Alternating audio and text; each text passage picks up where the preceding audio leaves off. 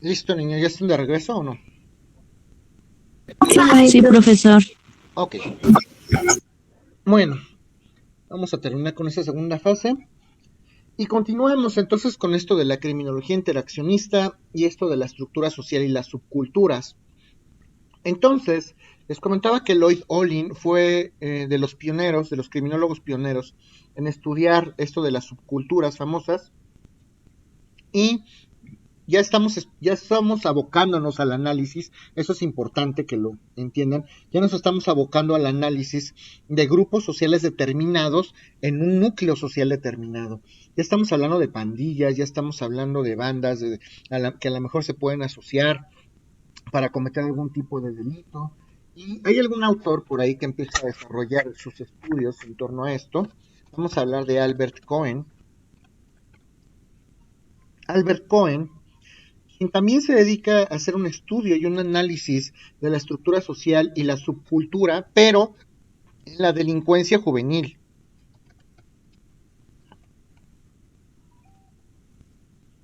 Entonces, lo que hace Albert Cohen sigue estudiando las estructuras sociales, las subculturas, cómo se dividen las sociedades, cómo se conforman, cuántos grupos sociales tienen que existir para que se conforme una sociedad o una cultura en sí misma. Hablando de cultura como un conjunto de creencias o un conjunto de postulados, un conjunto de ideas que sustentan o que comparten o que tienen en común las personas que pertenecen a un grupo determinado. Así lo podemos entender como la cultura. ¿Qué necesito yo tener en común para pertenecer a un grupo social? ¿Qué necesito yo tener en común con ustedes para pertenecer a su grupo social? A lo mejor la escuela, la compartimos, ustedes son los alumnos, yo soy docente, qué sé yo, ustedes dentro de sus grupos sociales, ¿qué tienen en común con sus amigos? ¿Gustos?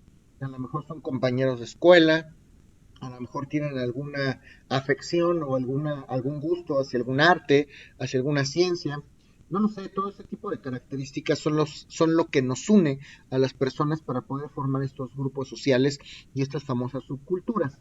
Lo que estudia Albert Cohen es justamente cuando se reúnen las personas para delinquir, pero hablamos justamente de los niños o de los jóvenes, hablamos de la delincuencia juvenil, cuando desarrollamos o cuando se crea un grupo social o una subcultura en una sociedad determinada, específicamente conformada por niños o por jóvenes, por adolescentes, cuyo objetivo primordial es delinquir. Vamos a reunirnos para cometer delitos, vamos a hacer una banda, vamos a hacer una pandilla, vamos a asaltar todas las noches porque así nosotros podemos tener dinero, lo que sea, ¿no? Entonces, lo que plantea Albert Cohen es la necesidad justamente de aumentar la interacción social. Nosotros tenemos que convivir más con nuestros semejantes, justamente para evitar este tipo de desdén o este tipo de alejamiento por parte de los individuos en un núcleo social determinado. ¿Qué tengo que hacer como sociedad para que los muchachos no se agrupen, no me hagan grupitos, como dirían las abuelitas? Para que estos muchachos no hagan grupitos en las calles y se pongan a robar. Tenemos que fomentar una interacción social a todos los niveles. Desde el punto de vista familiar, podemos inculcar la necesidad y la manera de convivir. Si nosotros a nivel familiar no creamos y no fomentamos esta convivencia social con la familia misma, entonces lo que vamos a estar acarreando en consecuencia es que los miembros o los jóvenes o los hijos de familia lo que hagan es que busquen esa convivencia en otro lugar diferente a la casa, y a lo mejor lo que tienen a la mano son los famosos amigos de la colonia, y entonces ya hablamos de los estudios de Albert Cohen, que se dedica a estudiar justamente el pandillaje y las anomias. ¿Por qué se tendrían que reunir estos muchachos por grupos, por pandillas, y por qué delinquen? ¿Se han puesto a preguntar eso? ¿Por qué las pandillas existen? ¿Por qué se reunieron? ¿Y por qué específicamente tienen que delinquir? ¿Qué opinan? Eso es interesante.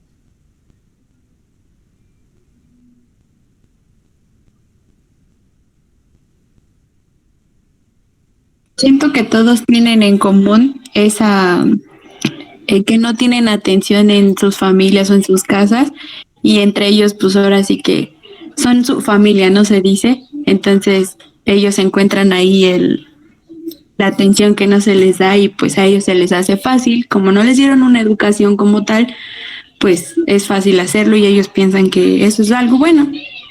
Esa es una posibilidad interesante. Y ahora, ¿qué pasa con aquellas? Porque también hay pandillas en donde los papás están plenamente conscientes de que los niños forman parte de una pandilla, están conformes con eso y nada más se hacen de la vista gorda, como quien diría vulgarmente. Hay muchas, por ejemplo, ahí en Tepito y algunas colonias, los papás incluso hasta pueden llegar a convivir con los hijos, saben que los hijos forman parte de una pandilla que se dedica a robar, que se dedica a vender fármacos, a vender drogas, y pues no le dan mayor importancia. ¿Por qué creen que ocurran estos fenómenos?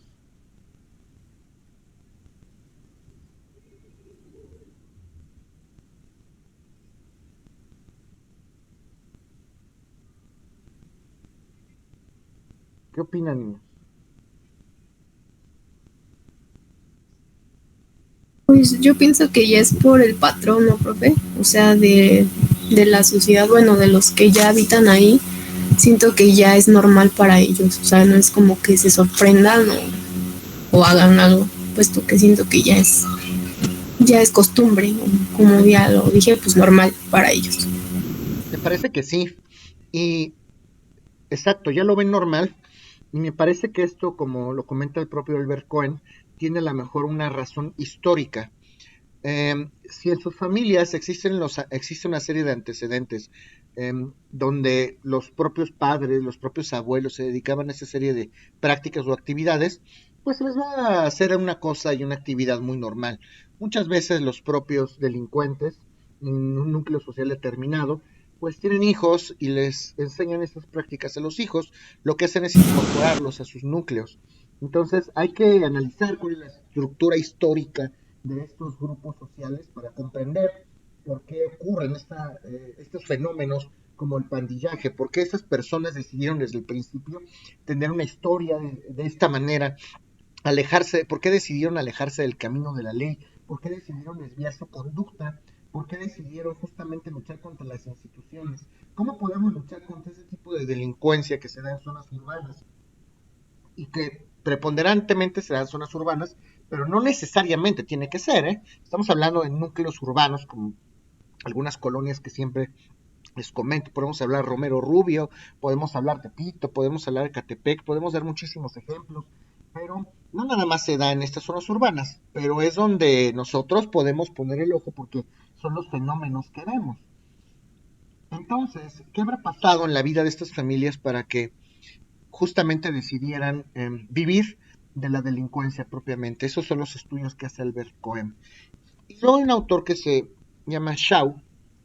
A ver, dice por ahí Leti, si los papás ya no lo hacen en un determinado tiempo y el hijo no sabe que no fueron así, porque ellos se vuelven así si no tienen un patrón por las influencias. Es justamente lo que estamos estudiando en criminología interaccionista. Acuérdate que uno de los factores, Leti, más importantes que se toman en cuenta en la criminología interaccionista son el tema de la marginalidad y el etiquetamiento. Eso lo comentamos en la sesión pasada incluso. A lo mejor hay personas que sí pertenecen a este tipo de núcleos o de grupos sociales desfavorecidos, donde a lo mejor los padres, los hermanos, los amigos son delincuentes, pero ellos no quieren ser así, ellos quieren destacar, ellos quieren pues hacer estudios, ellos quieren independizarse, quieren desdeñarse de eso, de la delincuencia, pero muchas veces socialmente nosotros no lo permitimos, no lo dejamos. ¿Por qué? Porque luego vamos a etiquetar, como sociedad tenemos esa mala, esa pésima costumbre de etiquetar a las personas por su estrato social, por sus características económicas, por el lugar en donde viven, y eso es un grave error, porque lo único que estamos haciendo es provocar un daño tan inminente del cual no tenemos conciencia, tanto en lo individual como en lo colectivo. Si nosotros ya estamos dando por hecho que una persona con tales características está predestinada a ser delincuente, y esa persona está luchando contra ello, y nosotros como sociedad misma no le damos esa oportunidad de salir de ese círculo, pues, ¿qué es lo que termina pasando? Evidentemente estas pobres personas terminan asociándose a un grupo delincuente y cometiendo ese tipo de acciones. Esos son justamente los temas que estudiamos aquí en interaccionismo. ¿Sí está claro? ¿Alguna duda? Ya. Gracias, maestro. Sí. Bueno, entonces les comentaba, este autor Shaw se dedica a hacer una serie de programas para prevenir todos estos asuntos de la delincuencia juvenil. Shaw considera a la comunidad la directriz básica para el control de las actividades vecinales, por ejemplo. Nosotros, desde el punto de vista comunitario, tenemos que, lo mismo que les he platicado, desde el punto de vista interaccionista, tenemos que aportar todos nuestro granito de arena a la sociedad. Todos los vecinos tienen que colaborar, si no esto no va a funcionar. Todos los vecinos tienen que contribuir con el uso de recursos. Permite o aporta, si es que fuera el caso, alguna cuota, si es que se les pide alguna cuota. Necesitamos economía, necesitamos fomentar los empleos. Si nosotros como sociedad ponemos una y otra traba para que las personas que quieran trabajar y ganarse de ese modo la vida no lo hagan, pues lo único que estamos haciendo es orillar a los jóvenes a que delincan.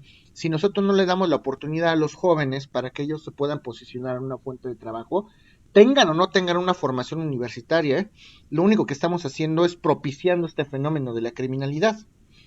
Tenemos que propiciar espacios sanos, espacios ecológicamente sustentables, para que los jóvenes puedan desarrollarse, para que estos muchachos que pueden tender a la delincuencia desde el punto de vista desde su punto de vista, desde una temprana edad, vaya, tenemos que propiciar ambientes sanos para que se desarrollen en un lugar sano y en un ambiente sano. Eso justamente lo estudiábamos en los modelos preventivos. Es un modelo ecológico, que es lo que les platicaba. Hay que propiciar lugares sanos para una convivencia sana. Hay que fomentar la experiencia a nivel familiar de los jóvenes. Entonces, Shaw propone medidas de prevención. Sí, lo que hace Shaw es establecer una serie de programas preventivos para evitar la delincuencia juvenil en este tipo de grupos sociales. ¿Sí está claro, Ver? Ok. Entonces, esto es lo que propone Shaw, hacer una serie de eh, medidas que pueden ser preventivas para estos jóvenes. Hay que proponer experiencias en sus familias, experiencias de aprendizaje. Nosotros como familia somos el núcleo de la sociedad, lo decían los romanos. Desde los romanos se decía, en Roma la domus griega era la familia, y la domus justamente es el núcleo de la sociedad, es la célula básica de la sociedad. No nada más se trata de mandar a los niños a la escuela y de darles de comer. Tenemos que fomentar actividades culturales, tenemos que dedicarle un espacio a los niños para poderles enseñar todas esas normas de conducta, todos esos parámetros que nadie más les va a enseñar sino nosotros. Luego nos confiamos porque creemos que en la escuela les van a enseñar lo que nosotros deberíamos enseñarles. Esas cosas tan básicas como el respeto a la mujer, el respeto al hombre, el respeto a los modales en la mesa, el respeto al tratamiento, no sé, de un compañero en clase. Todo ese tipo de cosas inician desde la casa. El fomento a tocar un instrumento, el fomento a escuchar determinado tipo de música, no lo sé. Eso lo van a aprender los jóvenes y de esa manera podemos nosotros fomentar la socialización en los jóvenes. Si los jóvenes tienen algo que platicar en sus comunidades, entonces difícilmente van a estar gastando el tiempo de manera ociosa pensando en qué se apropian o en qué delinquen. ¿Está claro esto que estamos comentando o no de Shaw? Sí, profesor. Bueno, vamos a hablar otra vez de Middendorf.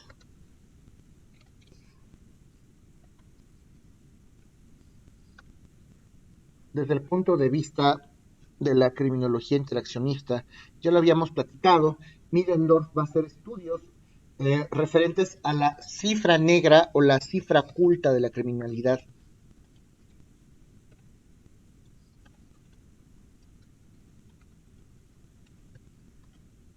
Esta cifra negra o esta cifra oculta de la criminalidad en criminalidad o en criminología, nosotros hay ciertos delitos, ya lo habíamos platicado, no me detengo mucho en esto, todos los delitos que no son hechos del conocimiento de las autoridades competentes, los delitos que no son denunciados, que no son querellados, los delitos que nunca vamos a reclamar porque tenemos pena, los delitos que reclamamos pero no llegan a ser procesados por alguna razón en particular. todos estos delitos también están documentados en cifras negras y esto nos da un índice o nos ayuda a entender justamente qué es lo que debemos de hacer, en dónde estamos fallando, cuáles son esas áreas de oportunidad en las que como criminólogos tenemos que trabajar, por qué no se denuncian y por qué cuando se denuncian estos delitos no llegan a un proceso, por qué no tenemos éxito para poder procesar a estos delincuentes, qué está fallando a nivel institucional, por qué las cifras del gobierno son diferentes a las cifras reales, cuántas personas, por ejemplo, cuando antes el delito en alguna modalidad de aborto era considerado como un delito, cuántos abortos clandestinos no existían, justamente porque no se les daba la, la oportunidad ni teníamos esta visión contemporánea que ahora tenemos para poder entender que en algunos casos pudiera ser necesario esto del aborto. En algunos casos sí, en algunos casos no. Las mujeres que en un momento dado tomaban la decisión de abortar por alguna circunstancia, pues tenían que irse a una clínica clandestina y eso formaba parte de las cifras negras de la criminalidad. ¿Ok? Entonces, todos estos delitos de cuello blanco, por ejemplo, los delitos que cometen los profesionistas, hay muchos delitos cometidos por profesionistas que no están documentados, que no los alcanzamos a comprender ni a conocer, justamente porque esos delincuentes están libres. Hay muchos delincuentes que están libres, que no han tenido ningún tipo de tratamiento, que no han sido castigados, porque no los han cachado las autoridades. Esa es la primera razón, o porque las autoridades ya lo saben, pero, híjole, es que no hay elementos para integrar su carpeta, entonces pues no podemos hacer nada. Oiga señor, pero aquí está inminente. No, es que no se puede. Ese tipo de acciones son las que tenemos que corregir. Como criminólogos tienen que implementar medidas correctivas para que estos sucesos desaparezcan de nuestra sociedad. No estoy diciendo que todos los delitos tengan que ser atendidos de inmediato, pero sí tenemos que hacer esta serie de acciones correctivas o implementarlas para que disminuya esta cifra negra de la criminalidad. ¿Sí está claro o no?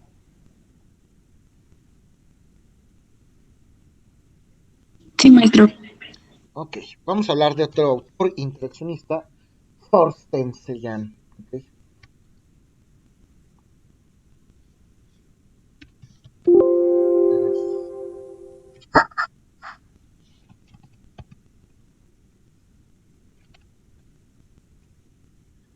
Thorsten Sellan. Este señor Thorsten Sellan hace un estudio de los conflictos que existen entre las diversas culturas o los diferentes grupos sociales y el delito. Culturas y el delito. Es un estudio entre las culturas y el delito. Lo que se llama es vincular justamente el delito o la importancia que tiene el delito con la transmisión que nosotros hacemos desde el punto de vista paternal o familiar a los posibles delincuentes. Las familias tenemos costumbres, las familias tenemos hábitos. ¿De qué manera se transmiten esos hábitos a los menores de edad, a los jóvenes?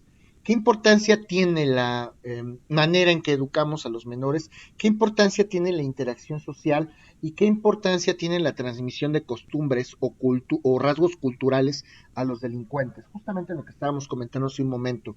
Es importante porque si existe un núcleo social determinado, si existe una familia determinada que tiene como hábito principal o consuetudinario delinquir, pues seguramente los hijos van a llegar a entender estas circunstancias como normales. Tenemos que lograr una heterogeneidad social. ¿Qué quiere decir esto?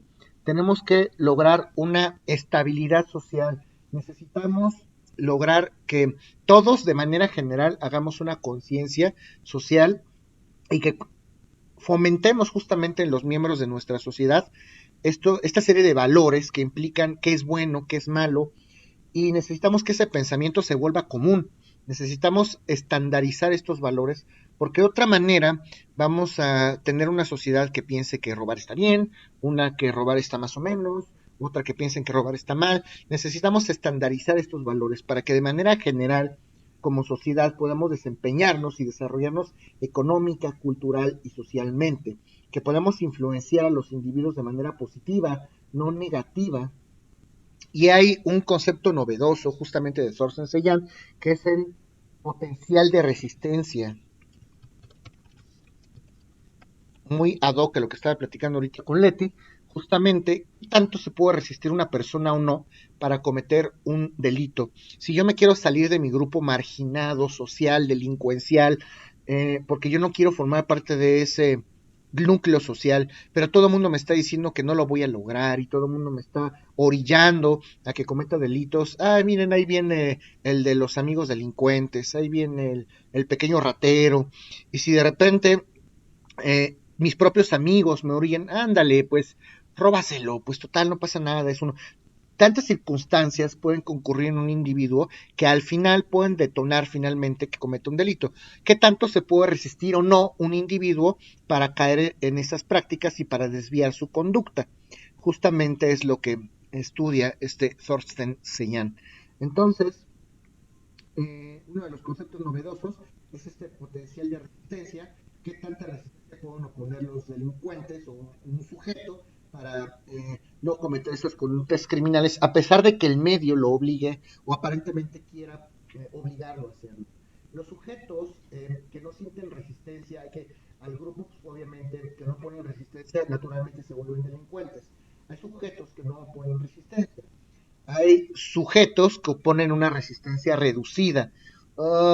Más o menos, como que no me convence, pero bueno, finalmente caigo en el delito.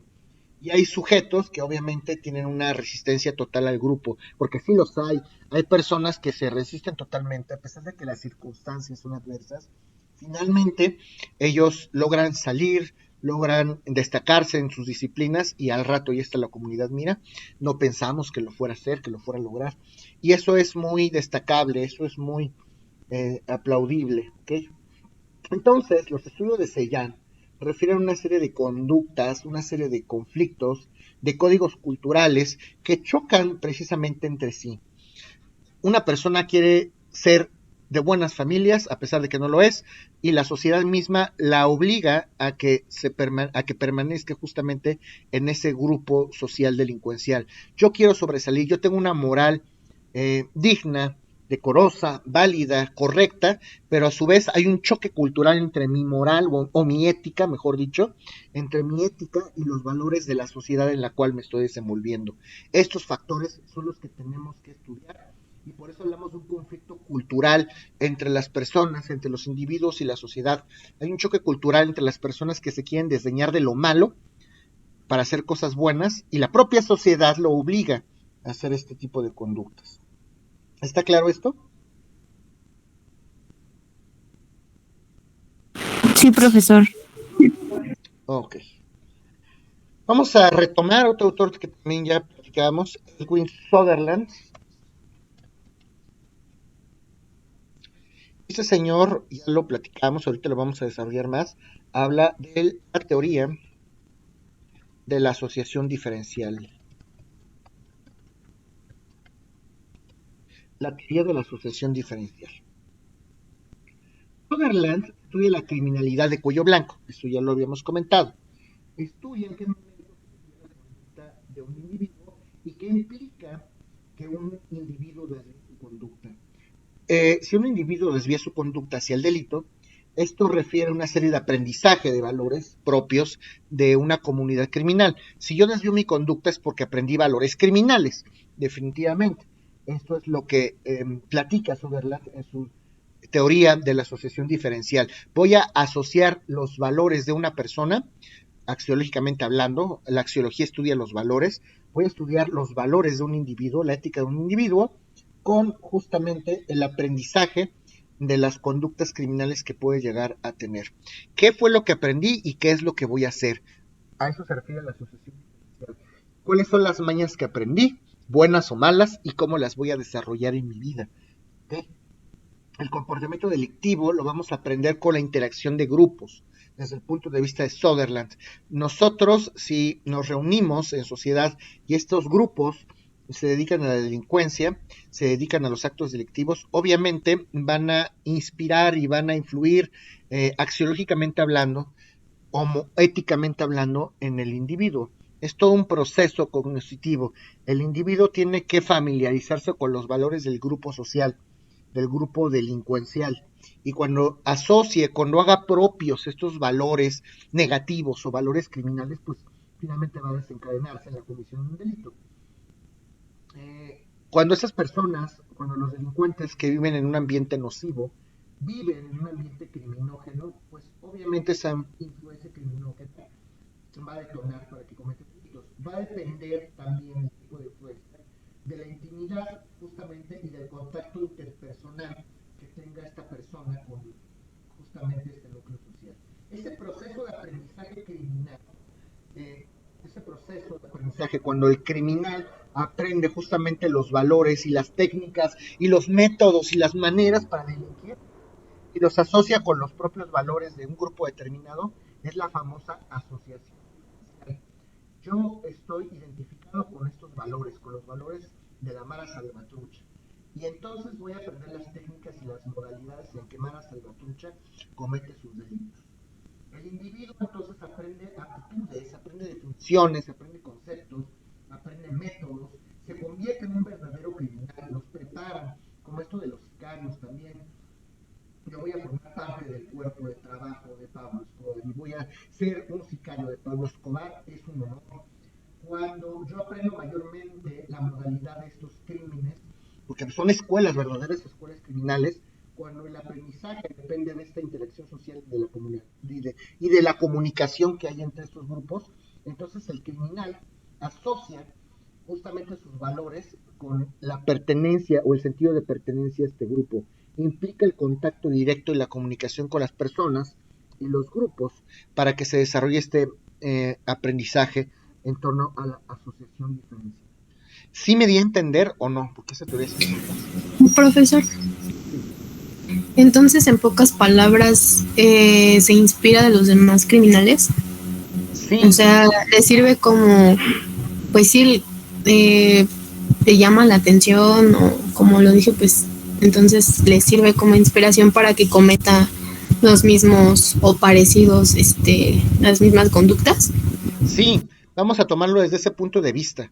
Cuando un individuo, necesitamos dos factores, que un individuo se sienta convencido y se sienta identificado con el modelo de valores de un grupo social criminal. Y número dos, implica aprender esa serie de mecanismos, esa serie de métodos. Por ejemplo, esto que platicaba, yo quiero ser sicario de Pablo Escobar. Para ser sicario de Pablo Escobar, lo primero que tengo que hacer es identificarme con el modelo de trabajo que él defiende. Yo debo de ser una persona que no esté en contra del narcotráfico, yo debo de estar a favor del narcotráfico. A lo mejor no lo quiero consumir, pero sí estoy de acuerdo en que se comercialice. Estoy de acuerdo con esa ética, estoy de acuerdo con la forma de trabajar de Pablo Escobar. Pero además, tengo que conocer de qué manera trabaja Pablo Escobar, cuál es el mecanismo que utiliza. Este señor utiliza la fuerza, este señor llevó hasta un tanque a la corte, este señor se caracterizó justamente por fomentar, por desarrollar, por criar, por enseñar y prácticamente por desarrollar una escuela de delincuentes y de matones a sueldo. ¿Cuáles son las características de los sicarios de Pablo Escobar? Pues señores iban, como ahora está muy de moda en las motonetas y todo esto, asaltaban o hacían algún trabajo, sangre fría, necesitaban a lo mejor ser contundentes sin que titubearan, tenían un mecanismo específico para matar a sus víctimas con armas de fuego con tales características, a lo mejor tenían que tener cierto control sobre armas de fuego que pertenezcan o que sean de uso exclusivo del ejército. Ese tipo de características son las que me van a hacer concordar con el modelo de trabajo de Pablo Escobar. Yo aprendí su esquema de valores y aprendí el método por virtud del cual o con el que se basa Pablo Escobar para trabajar. Asocio y aprendo. ¿Sí me explico? Sí, profesor. Ok. Vamos a estudiar una tendencia o un tema de la criminología interaccionista y es una escuela o es un pensamiento que se le conoce como el interaccionismo crítico. El interaccionismo crítico. Dijo que era, perdón, profesor, dijo que era tendencia. Sí, es una corriente, es un pensamiento, es una tendencia doctrinal, es un pensamiento criminológico que se le conoce, una corriente, vamos a llamarlo así, como interaccionismo crítico. El interaccionismo crítico es una corriente que se dedica justamente a hacer una serie de críticas paulatinas, concienzudas, se supone que constructivas, a la legislación penal en conjunto, y no nada más a la legislación penal, sino a la estructura de los policías, a todo el aparato institucional que se dedica a atender justamente estos fenómenos de la delincuencia. El interaccionismo crítico se dedica a criticar a las leyes penales, a los policías, a la estructura policial, a los sistemas penitenciarios e incluso la propia criminología. ¿Por qué? Porque desde el punto de vista del interaccionismo crítico, ninguna de estas herramientas ha sido capaz para redimir, para disminuir, y ya ni hablemos de evitar en su totalidad el fenómeno de la criminalidad. Estudia entonces a la criminalidad desde el punto de vista económico y convencional, o una de dos, o no estamos abocándonos a destinar los recursos suficientes en esas instituciones, o faltan recursos. Alguien está desviando recursos o no le estamos destinando el recurso habitual. Esto es una práctica común que se da. Y entonces, para que digamos que en el gobierno se están cumpliendo todas estas medidas en torno a la seguridad, lo que tenemos que hacer para aumentar estas cifras en torno a las personas que son procesadas, castigadas y encarceladas es retomar lo que se conoce vulgarmente como los famosos chivos expiatorios. Vamos a castigar personas para tener cifras de que sí se castigó a alguien y de esta manera podemos demostrarle a la sociedad que sí estamos haciendo nuestra chamba, que sí somos eficaces. Justamente estas críticas son las que giran en torno a la teoría del interaccionismo crítico. ¿Está claro esto que les comento? Sí, profe. Bueno. Luego vamos a estudiar a otro autor, que es Howard Becker, se los escribo.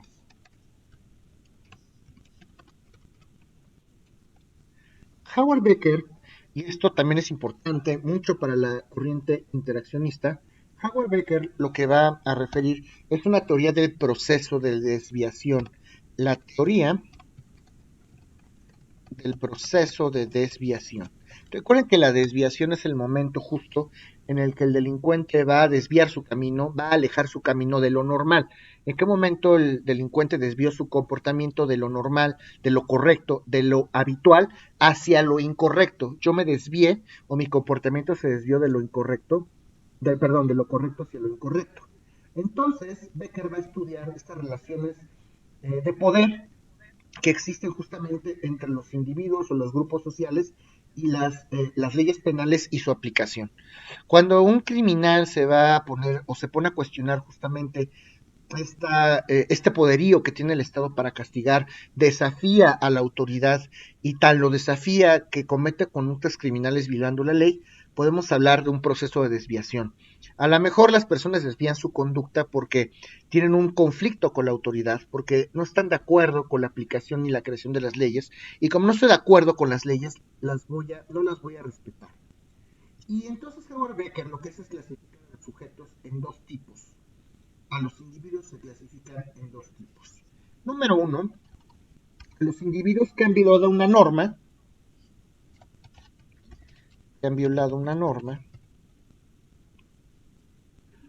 porque están ejecutando un acto desviado, porque están cumpliendo un acto desviado.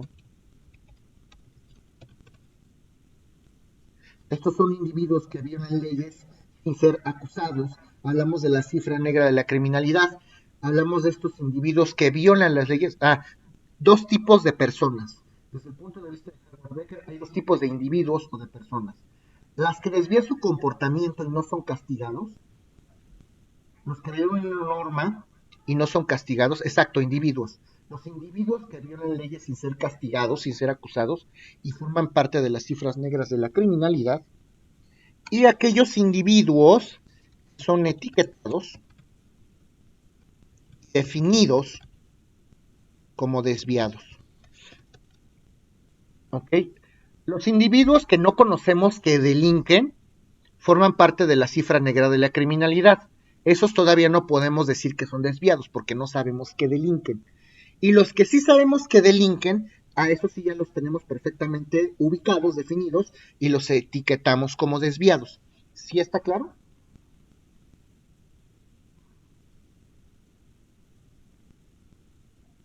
¿A mí me podría repetir el último, profe? Sí, claro. Vamos a clasificar a los individuos en dos. En aquellos que cometen delitos y nunca son castigados o procesados, y esos individuos, obviamente, forman parte de la cifra negra de la criminalidad. No podemos etiquetarlos como desviados porque todavía no forman parte de las cifras. Ese es el primer supuesto. Y el segundo supuesto se refiere a todos aquellos delincuentes que ya son etiquetados porque han sido procesados, que sí forman parte de las cifras oficiales. Ya los podemos clasificar como desviados. Los primeros no los podemos comprender como desviados porque oficialmente no han sido procesados. Los segundos, como oficialmente ya han sido procesados y son conocidos, ya los podemos etiquetar como desviados. ¿Sí me explico o no? Sí, profe, gracias. Ok. Bueno, niños. ¿Alguien tiene alguna duda de la sesión del día de hoy? No, profe. No, profe. Ok. No, profe. Gracias, niños. Traten de estudiar, por favor, que ya hay algunos que están críticos otra vez. Y nos vemos el próximo sábado. Gracias a todos. Sí, profesor, hasta luego. Gracias. Hasta luego. Hasta luego. Hasta luego, maestro. Hasta luego. Hasta luego, profesor.